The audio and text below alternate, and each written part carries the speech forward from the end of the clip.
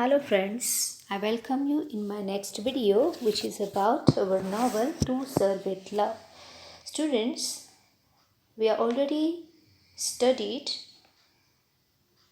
in our previous videos about the theme of the novel, then synopsis of the extract. So today we're going to start our chapter number 17 from our very interesting novel To Serve with Love.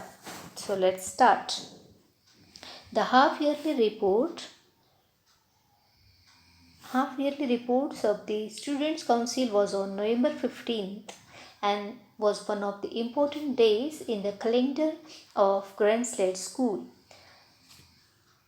ते जे ग्रीनस्लेड school होतं की ज्याच्यामध्ये आपलं main protagonist character Ricky Braithwaite as a teacher काम करत होते, त्या स्कूलसाठी 15 नोव्हेंबर हा दिवस अतिशय महत्त्वाचा होता. त्याचं कारण काय होतं? कारण त्या दिवशी half yearly report of the students council म्हणजे विद्यार्थी सभा होणार होती आणि त्या विद्यार्थी सभेमध्ये स्टुडंट आपला हाफ इयरली रिपोर्ट प्रेझेंट करणार होते. म्हणजे हाफ इयरली रिपोर्ट म्हणजे सहामाही अहवाल वाचन त्या दिवशी केलं जाणार होतं. I had heard quite a deal about these occasions and become as excited as these children as the day approached. जसं ह्या कार्यक्रमासाठी या ऑकेजनसाठी स्टुडंट एक्सायटेड होते, त्याप्रमाणे आपले हे टीचर रिकी ब्रॅथवेटसुद्धा तितकेच एक्सायटेड होते. सो त्या दिवसाची ते सर्वजण अगदी आतुरतेने वाट पाहत होते. सो जसा तो दिवस जवळ येईल, अप्रोच व्हायला लागला, ते everybody was excited for that. It was entirely their day. हा दिवस एंटायरली स्टुडंट्सचा डे होता. का? त्याचं रिझन आहे कारण हा दिवस पूर्णपणे त्यांनी स्वतः अरेंज केलेला होता. Arrange, presented and controlled by them. So त्यांनी त्या दिवसाचं योजना आखली होती, सादरीकरण केलं होतं आणि नियंत्रणसुद्धा त्या दिवसाचं ती करणार होते. I observed the activities of my class as they presented for it. I observed the activities म्हणजे त्या दिवशी माझ्या क्लासनं कुठल्या प्रकारच्या ॲक्टिव्हिटीज केल्या होत्या ह्या सर्वांचं निरीक्षण आपले टीचर करत होते. Noting with pride the business like way in which task were allocated and fitted into a neat programme. त्यांना आपल्या मुलांच्या ह्या कामाचा अतिशय अभिमान वाटत होता. प्राईड फील ते करत होते कारण त्यांनी तो प्रोग्राम अतिशय बिझनेसवाईकलेने प्रेझेंट केला. विच टास्क वेअर आलो, त्या कार्यक्रमासाठीची सगळे टास्क म्हणजे सगळी जी काही कामं होती त्याचं अलोकेशन म्हणजे त्या कामाचे वाटप त्यांनी अतिशय सुंदर पद्धतीने केलेलं होतं. And fitted into a neat programme आणि तो एक अतिशय नियमबद्ध आणि काटेकोर प्रोग्राम त्या मुलांनी घडवून आणलेला होता. There were whispered conferences with members of other classes in the arrangement of it. त्या कार्यक्रमाचं अरेंजमेंट करत असताना त्या मेंबर्समध्ये विस्पर्ड कॉन्फरन्सेस होत होत्या. म्हणजे काय? विस्पर्ड म्हणजे हळू आवाजामध्ये, कॉन्फरन्स आहे त्याच्यामध्ये या कामासाठीची कुजबूज होत होती. ते हळू आवाजामध्ये ते चर्चा करत होते. On that day there was no assembly. त्या दिवशी कुठल्या प्रकारची असेंब्ली इतर सभा घेण्यात आलेली नव्हती. The children arrived smartly dressed and polish. तो त्यांचा कार्यक्रम असल्या कारणानं ते अगदी वेल ड्रेस्ड आणि पॉलिश होऊन अगदी रुबाबदार होऊन आलेले होते.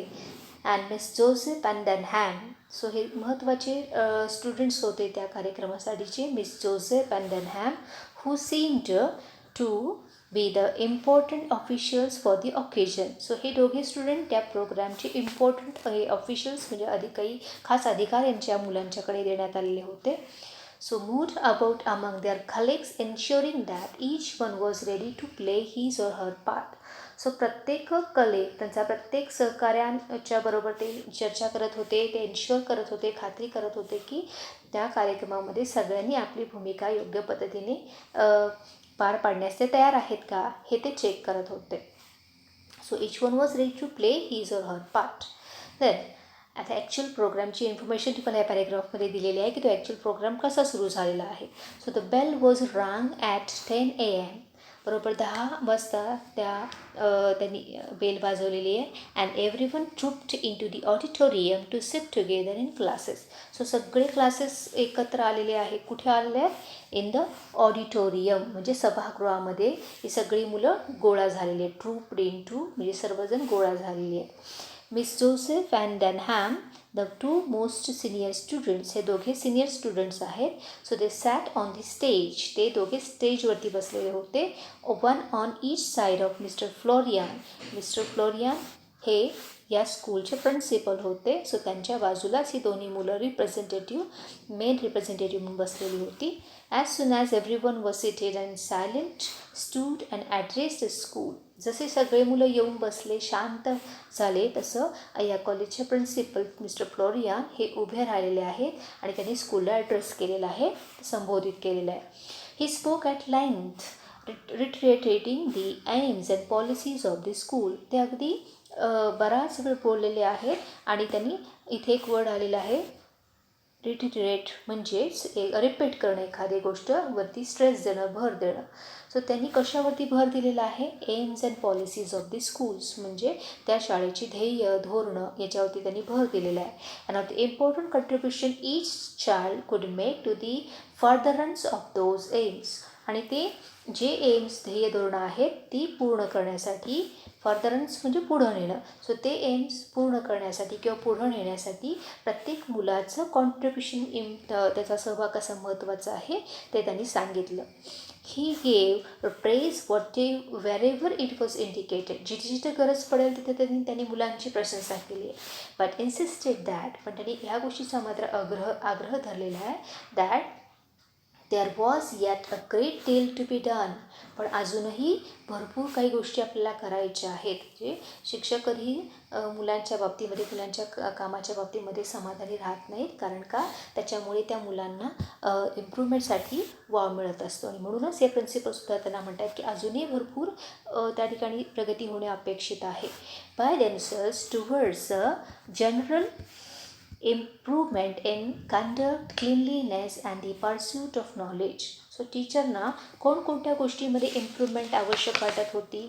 त्याच्यामध्ये कंडक्ट म्हणजे त्या मुलांचं आचरण, स्वच्छता आणि पर्स्यूट या 3 गोष्टी लक्षात ठेवायचे student. Conduct, cleanliness and the pursuit of knowledge. आचरण, स्वच्छता आणि ज्ञान मिळवण्यासाठीचे प्रयत्न या बाबतीमध्ये मुलांनी इम्प्रूव्ह केलं पाहिजे, यावरती त्यांनी भर दिलेला आहे. As I listened, I realized that this man was in no way remote from his school. जेव्हा आपले रिकी ब्रॅथवेट हे टीचर या शिक्षकांना ऐकत होते तेव्हा त्यांना काय लक्षात आलं, काय रिअलाईज झालं की हा माणूस कुठल्याही दृष्टिकोनातनं या शाळेपासून लांब राहिलेला नाही आहे. कायम या शाळेच्या प्रगतीचा विचार, त्या प्रगतीचा आलेख कसा उंचावेल याचा विचार या प्रिन्सिपलनी केलेला आहे, त्यांना जाणवलं. His remarks all showed that, त्यांचे प्रत्येक रिमार्क काय दाखवायचे? That he identified himself with it and every one in it.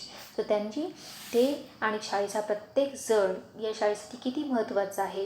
ही शाळाच म्हणजे हे या शाळेचे विद्यार्थी, या शाळेचे शिक्षक म्हणजेच त्या शाळेची ओळख आहे, हे त्यांनी दाखवून दिलेलं होतं. So he then wished them success with the council meeting and left stage to tremendous applause. आणि मग त्यांनी या काउन्सिल मिटिंग, या विद्यार्थी मंडळाची जी सभा होणार होती त्यासाठी यश चिंतलं आणि ते स्टेजवरून खाली उतरलेले आहेत. ते उतरल्याबरोबर ट्रिमेंडस अपलॉज त्यांना मिळालेला आहे. ट्रिमेंडस अपलॉज म्हणजे मुलांनी टाळ्याचा मोठा कडकडाट केलेला आहे. Things now moved quickly into gear. आता मात्र झटपट जे काही हालचाली आहेत त्या जलद गतीने व्हायला लागल्या. First miss Joseph stood up. आता सर्वात पहिल्यांदा जे सिनियर स्टुडंट होते त्याच्यापैकी मिस जोसेफ उभ्या राहिलेल्या आहे. And give a short explanation of the councils purpose. आणि या सभेचा नेमका काय हेतू आहे, पर्पज आहे, त्याच्याबद्दल त्यांनी शॉर्ट एक्सप्लेनेशन दिलं आणि त्यांच्या मुलांच्या ॲक्टिव्हिटीबद्दल त्या बोललेल्या आहे. Each class would report through it's representative. So प्रत्येक क्लास मधले सगळेच विद्यार्थी बोलणार नव्हते, तर त्या क्लासचे रिप्रेझेंटेटिव्ह म्हणजे प्रतिनिधी बोलणार होते. On the studies pursued during the half year which began after Easter. So ईस्टरनंतर लगेचच जे काही हाफ इयर कंप्लीट झालेलं होतं, तर त्या हाफ इयरच्या बाबतीमध्ये काय काय अभ्यास मुलांनी पूर्ण केलेला आहे याबद्दल या सर्वेमध्ये चर्चा होणार होती. So representative having been chosen for each subject, प्रत्येक विषयासाठीचा रिप्रेझेंटेटिव्ह त्या ठिकाणी चोज केलेला गेला, प्रतिनिधी निवडला गेला होता. When all the classes had completed their reports, a panel of teachers would be invited to occupy the stage. जेव्हा सगळे विद्यार्थी आपला रिप्रेझेंटेटिव्ह आपला रिपोर्ट कंप्लीट करणार होती, तेव्हा त्यानंतर त्या स्टेजवरती टीचर्स लोकांचा एक पॅनल म्हणजे एक गट त्या ठिकाणी इन्व्हाइट केला जाणार होता. And answer questions from the body of the hall on matters arising out of the various reports. आणि या रिपोर्टमध्ये जे काही मुलं प्रश्न विचारतील त्या प्रश्नांना उत्तरं देण्यासाठीचा ते उत्तरही त्या बाबतीमध्ये टीचर्स देणार होते. So the selection of the panel, जे काही या शिक्षकांच्या गटाचं पॅनलचं सिलेक्शन केलं गेलेलं होतं, as with everything else was entirely at the discretion of the children. तर संपूर्णपणे इव्हन त्या शिक्षकांनाही याची काही माहिती नव्हती, तर हा पूर्णपणे या चिल्ड्रन्सचं विद्यार्थ्यांचं ते डिस्करेशन होतं, म्हणजे त्यांचा डिसिजन होता, निर्णय होता. And no members of the staff knew either how many or which teachers would be invited to sit. So even त्या स्कूलमधल्या ह्या कुठल्याही मेंबरला, स्टाफमधल्या कुठल्याही सदस्यांना याबद्दल नेमकी माहिती नव्हती की किती शिक्षकांना, कोणत्या शिक्षकांना या ठिकाणी या प्रश्नोत्तराच्या सेशनसाठी इन्व्हाइट केलं जाणार आहे व कोणते टीचर्स स्टेजवरती त्यासाठी बसणार आहे. So the reports begin with the lowest or youngest class first. So पहिल्यांदा अहवालाचं वाचन हे लोएस्ट जो काही लहान वयोगट होता त्यांच्याकडनं सुरुवात झाली. These were mainly 12-year-olds who had joined the school. So ही 12 वर्षाची मुलं होती की ज्यांनी आत्ताच उन्हाळ्यानंतर गेल्याच उन्हाळ्यामध्ये या स्कूलला ते जॉईन झाले होते. Most of them were shy and rather frightened at standing up before the entire school. So ही जी मुलं होती ती शाय होती, थोडीशी लाजत होती आणि एवढ्या सगळ्या मॉबसमोर उभं राहण्यासाठी ती फ्रायटन्ड म्हणजे घाबरत होती. But nevertheless they manage it creditably. पण त्या मुलांनी ते अतिशय सुंदरपणे अगदी छान प्रकारे मॅनेज केलं. They had been newly introduce to the difficulties of seeking information for themselves. पण ते आत्ताच नव्यानं आलेली होती, त्याच्यामुळं आपल्याला काय बोलायचं त्याची माहिती गोळा करण्यासाठी त्यांना डिफिकल्टी जाणवत होती. So their report was understandably rather short. आणि म्हणून ते जे काही रिपोर्ट प्रेझेंट करणार होते तो रिपोर्ट हा छोटा झाला होता किंवा स्वाभाविकपणे ते छोटं भाषण त्याचं त्यांनी केलेलं होतं. Class after class was represented. एक क्लासांनी आपापला रिपोर्ट सादर केलेला आहे. And it was obvious that, हे स्वाभाविक होतं, स्पष्ट होतं, that with each succeeding term there was a marked development in their ability to express themselves. जशी मोठी मुलं पुढे यायला लागली त्यांच्यामध्ये एक्सप्रेस करण्याची, व्यक्त होण्याची ॲबिलिटी त्याच्यामध्ये डेव्हलपमेंट दिसायला लागली. Much of the work was rather elementary. So सुरुवातीला प्राथमिक स्वरूपाचं बरंचसं काम त्या ठिकाणी झालेलं होतं. But to them it loomed large because, पण हे काम फार मोठं होतं कारण they understood it and something of its relationship to themselves. कारण त्यांना ते बऱ्यापैकी समजलं होतं आणि त्याचा रिलेशनशिप म्हणजे त्यांच्यातला परस्पर संबंधही त्यांच्या लक्षात आलेला होता. Throughout all the reports, the emphasis was on what they understood rather than on what they were expected to learn. या संपूर्ण रिपोर्टचा अहवालाचा जर विचार केला तर त्याचा स्ट्रेस कशावरती होता? ऑन व्हॉट दे अंडरस्टूड, त्यांना काय समजलं याच्यावरती त्याचा स्ट्रेस होता. रादर दॅन, कशाच्या ऐवजी, on what they were expected to learn, म्हणजे त्यांना काय शिकणं अपेक्षित आहे हे महत्त्वाचं नव्हतं, तर त्याच्यापेक्षा त्यांना काय समजलं याच्यावरती जास्त भर देण्यात आला होता या अहवालामध्ये. When the turn of my class came I sat up anxiously. जेव्हा या रिकी ब्रॅथवेट यांच्या क्लासचा टर्न आला तेव्हा ते मात्र अतिशय उत्सुकपणे बसले की आता आपली मुलं काय म्हणत आहेत. From the list held in his hand Denham called out the names of the representative. तर डेनहॅमच्या हातामध्ये जी लिस्ट होती त्यानं त्या सगळ्या प्रतिनिधींची नावं वाचायला सुरुवात केली. Together with the subjects on which they would report. So ते कोणत्या विषयावरती बोलणार आहेत याबद्दल त्याने सांगितलं. सो पॉटर जो स्टुडंट होता तो अरेथमॅटिक मीन्स अंकगणिताबद्दल बोलणार होता. सॅपियानो नेचर स्टडीबद्दल बोलणार होता. Then Miss Pegg and Jackson geography भूगोलावर बोलणार होती. मिस डेअर अँड फॉर्मन हे फिजिओलॉजी म्हणजे शरीरशास्त्राबद्दल बोलणार होते. Then Miss Dodd history. Denham PT and games and Miss Joseph domestic science म्हणजे गृहविज्ञान याबद्दल ती बोलणार होती. तर याच्यामधले आपले इम्पॉर्टंट मेन कॅरेक्टर्स कोण कोण आहेत? मिस जोसेफ डॅनहॅम हे आहेत आणि त्याच्यानंतर Miss Dare and Forman. So यांनी या कार्यक्रमामध्ये आपल्या ह्या सभेमध्ये थोडंसं स्टर निर्माण केलेलं आहे, सभा गाजवलेली आहे. So I felt terribly pleased and proud to see the confident courtesy with which Denham use the term Miss. या ठिकाणी टीचरना अतिशय आनंद झालेला आहे, त्यांना अभिमान वाटले आपल्या मुलांचा. काय पाहून? तर द कॉन्फिडंट कर्टसी आपल्या मुलांची हे जे काही आदरपूर्ण सौजन्य मुलांनी दाखवलेलं होतं त्या डेनहॅमने अगदी आदरपूर्ण सौजन्य दाखवलं. काय करून? By using the term miss in addressing each of the senior girls. म्हणजे सगळ्या ज्या सिनियर गर्ल्स होत्या त्यांना ते मिस या शब्दाचा वापर त्यांना संबोधित करण्यासाठी त्यांनी केलेला आहे. त्यामुळे त्या टीचरना अतिशय अभिमान आपल्या ह्या स्टुडंटचा वाटलेला आहे. I felt sure that this would itself be something for the younger ones to aim at. आणखी का त्यांना ह्या गोष्टीचा अभिमान वाटला? कारण ही मोठी मुलंच, जसं लहान मुलं ही नेहमी मोठ्या मुलांचं अनुकरण करत असतात. त्याच्यामुळे या मोठ्या मुलांच्याकडनं आपले हे जे यंगस्टर आहेत म्हणजे जी लहान मुलं आहेत ती नक्कीच चांगल्या प्रकारे हा आदर शिकतील, मोठ्या व्यक्तींच्या प्रती आदर बाळगणं ते शिकतील हे त्यांच्या लक्षात आलेलं आहे. Then a sort of badge of young adulthood. So काय ही यंगस्टर काय शिकतील मोठ्या मुलांच्याकडनं? A sort of badge of young adulthood म्हणजे त्यांच्यामध्ये नक्कीच आदराची भावना त्याच्या अंगी रुजेल हे त्याच्या लक्षात आले, ते शिक्षकांच्या लक्षात आलं. As their names were called they walked up to the stage. जशी जशी नावं बोलली गेली तशी ते स्टेजकडे आलेले आहेत. And took their seats with commendable gravity. So ते स्टुडंट्स आलेले आहेत आणि अगदी भारदस्त अशा आविर्भावात, कमॅन्डेबल ग्रॅव्हिटी म्हणजे भारदस्त आविर्भावामध्ये ती येऊन तिथं बसलेली आहेत. Miss Joseph then gave a short address. त्या ठिकाणी मिस जोसेफने एक छोटंसं भाषण दिलेलं आहे. She said that their lessons had a particular bias towards the brotherhood of mankind. तिने असं सांगितलं की जे काही ते धडे शिकलेले आहे त्याच्यामध्ये महत्त्वाचा दृष्टिकोन प्रत्येक धड्यामध्ये त्यांना पाहायला मिळालेला आहे की ते शिकलेले आहेत.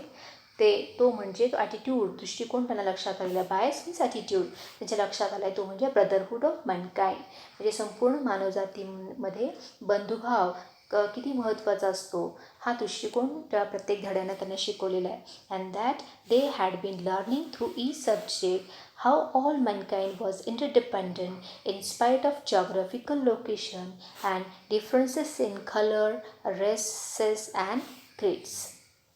सो संपूर्ण तिने असं दाखवून दिलं की सगळ्या विषयामध्ये ज्या मानवजात ही कशी इंटरडिपेंडंट आहे. इंटरडिपेंडंट म्हणजे परस्परावलंबी आहे. जरी इन्स्पाईट ऑफ म्हणजे जरी असली तरी, जॉग्राफिकल लोकेशन म्हणजे भौगोलिक घटना, त्याचबरोबर या मानवजातीमध्ये डिफरन्सेस आहेत. कशामध्ये? कलर, त्यांचे जे काही वर्ण आहेत, काही काळा गोरा हे जे वर्ण आहेत, रेसेस आहेत, त्याचबरोबर वंश आणि क्रीड म्हणजे पंथ, या सगळ्यामध्ये भिन्नता असली तरीसुद्धा ही संपूर्ण मानवजात ही इंटरडिपेंडंट आहे, अवलंबून आहे, त्यांनी दाखवून दिलेलं आहे. So then she called out Potter. आणि मग तिनं पॉटरला असं बोलवलेलं आहे. Potter went on to speak on the work they had done on weight and measures. Potter हा त्या ठिकाणी तो वेट अँड मेजर्स विषयाबद्दल म्हणजे वजन, मापे मीन्स ॲरिथमॅटिकबद्दल तो बोललेला आहे. सो आपण आपला पहिला पार्ट इथे थांबवत आहोत. थँक्यू.